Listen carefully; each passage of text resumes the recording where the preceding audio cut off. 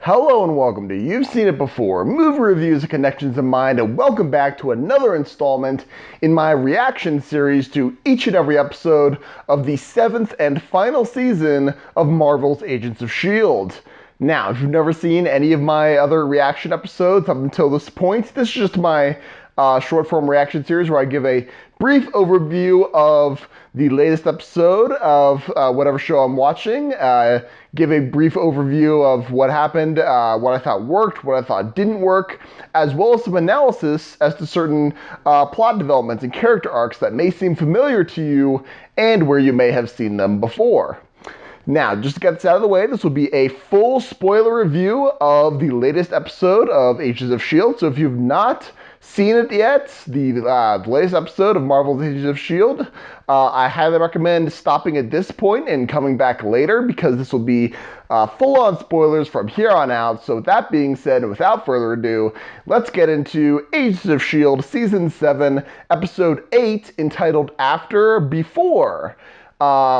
In this episode, we see Mac and Deke reuniting with the Zephyr after being left behind in the 80s.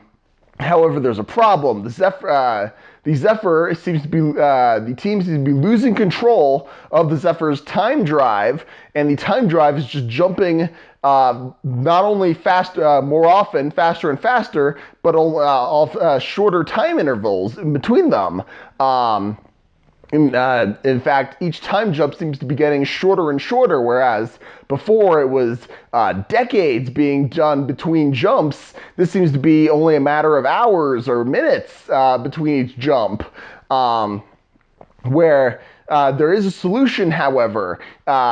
Because the time drive is cycling through at a certain frequency, it would theoretically be possible for Yo-Yo to speed through between the interval of the time drive energy cycle and pull a certain component out to deactivate the time drive and prevent them from jumping faster and faster to the point where they, as they say in the episode, do a jump within a jump, and the ship is technically destroyed, but really just ripped apart in consequences too horrible to imagine, I'm sure. But there's a problem, of course.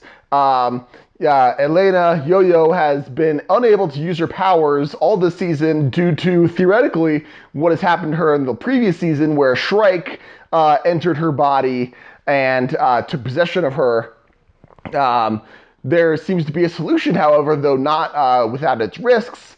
May and Yo-Yo travel the current time is 1983, to Afterlife, the home of the Inhumans, or the center of the Inhuman movement at any rate, where Jiaying, Daisy's mother, is currently living. However, the risk here, if they make too much ripple in the timeline, is that because this is 1983, it is before Daisy was ever born, and if they make too much of a ripple, theoretically, Daisy would never have been born, in contrast to the previous giant change to the timeline where Mac's parents were killed.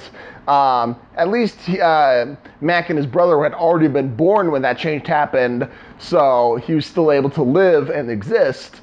So there's that extra risk going in there. So May and Yo-Yo have to go to Afterlife to figure out, to hopefully get help from Jiaying to figure out why her powers aren't working properly. Meanwhile, the rest of the team on the Zephyr are trying to figure out if they can repair the Zephyr in time, and if not, they may have to abandon the Zephyr entirely and then be stranded in the 80s.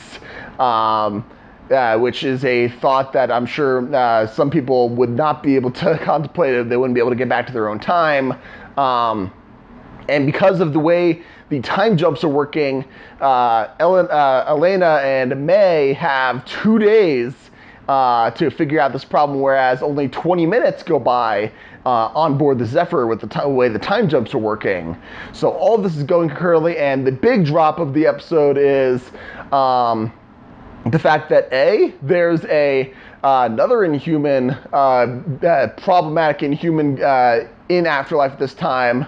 Her name is Cora, her power seems to be that she stores up energy and she's unable. She releases it very energetically, and she seems unable to control it. And there's worry among the afterlife community that she may be too powerful to control, or for her to control.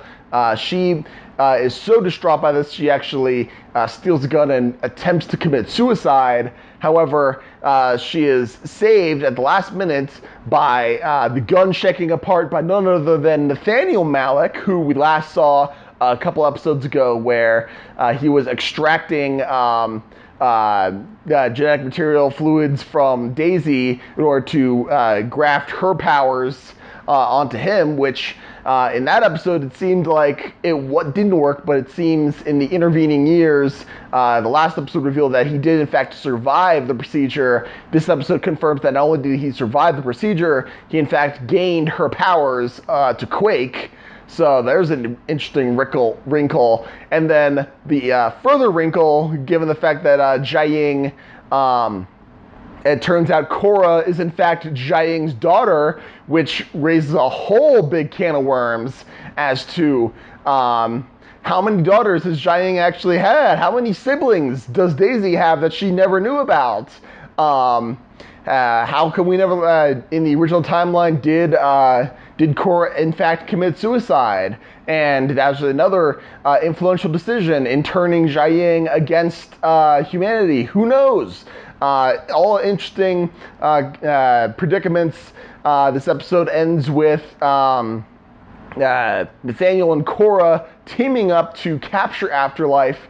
However, Jiaying and Gordon, the teleporter, have escaped.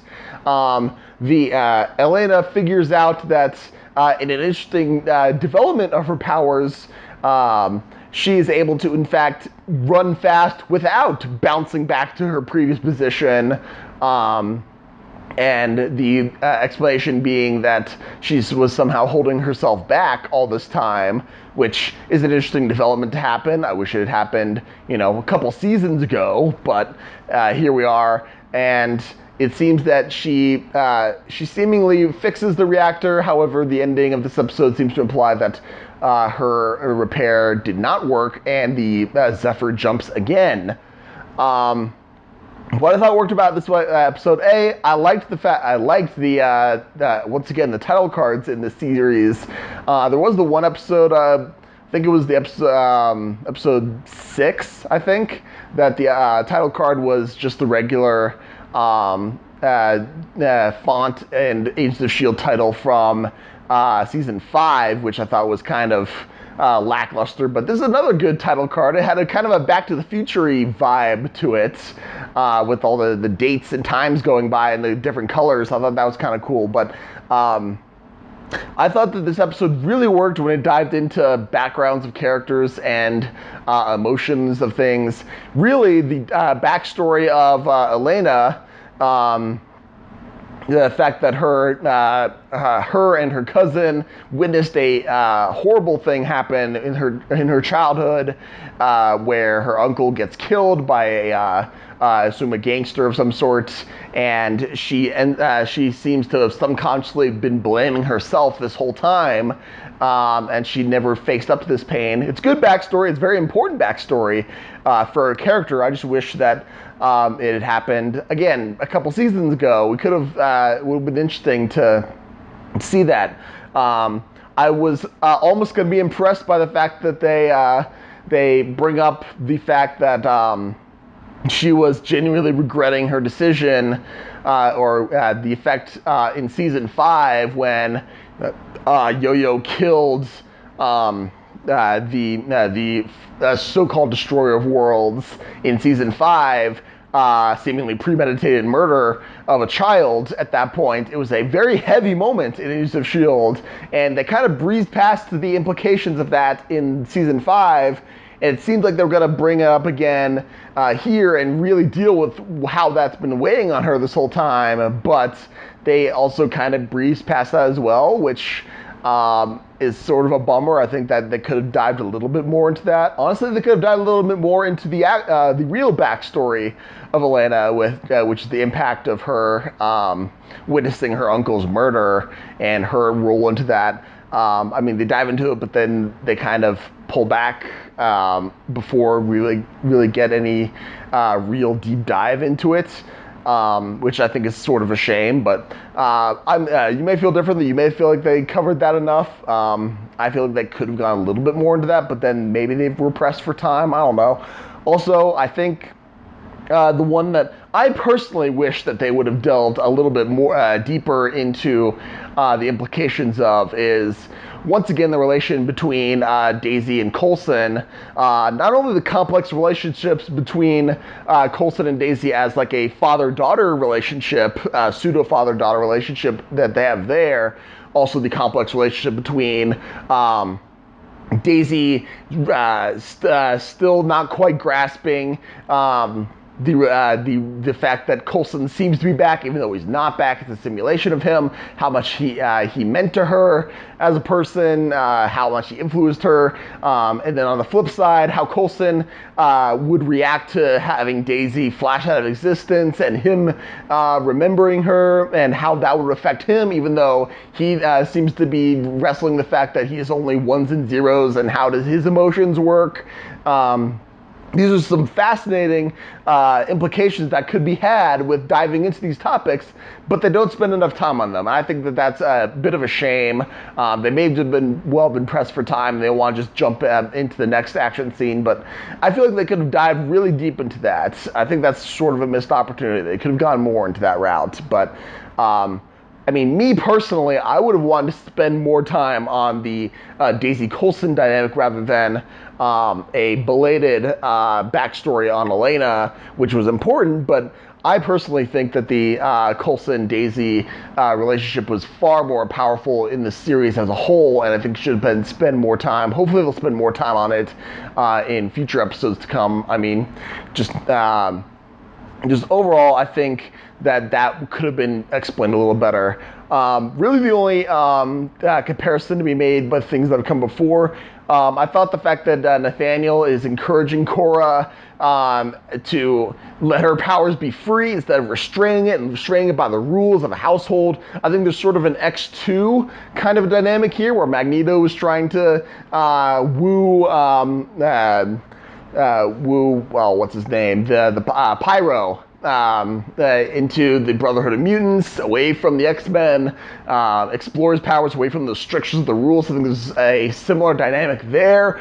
That was really the main point of comparison that I saw there. There could be others, but that was the main point of comparison that I saw there.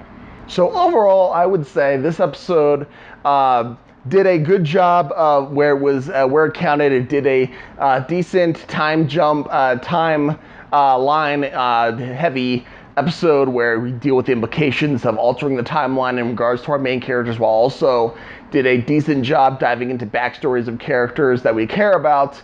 I just wish that they would have gone a little bit deeper. That's my only main complaint with this episode. But what did you think of this week's episode? Did you like it? Did you not like it? What about my analysis? Do you agree? Do you disagree? Did I miss anything? I probably missed something. Let me know in the comments down below. Thank you so much for watching. I appreciate whatever audience I can get. If you liked this video or any other video on my channel, please give me a like, share, and especially a subscribe. I'd very much appreciate it. Be sure to tune in next week for my reaction to next week's episode of Agents of S.H.I.E.L.D., as well as, once again, fingers crossed that we can safely see Christopher Nolan's Tenet in theaters August 12th, and they don't push it back once again. Yeah, crossing my fingers for that. It may well be pushed back again, but fingers crossed that we were able to safely see that. I hope you guys are staying safe out there. Thank you so much for watching, but just remember, there is nothing new under the sun, and yes, you have seen it before.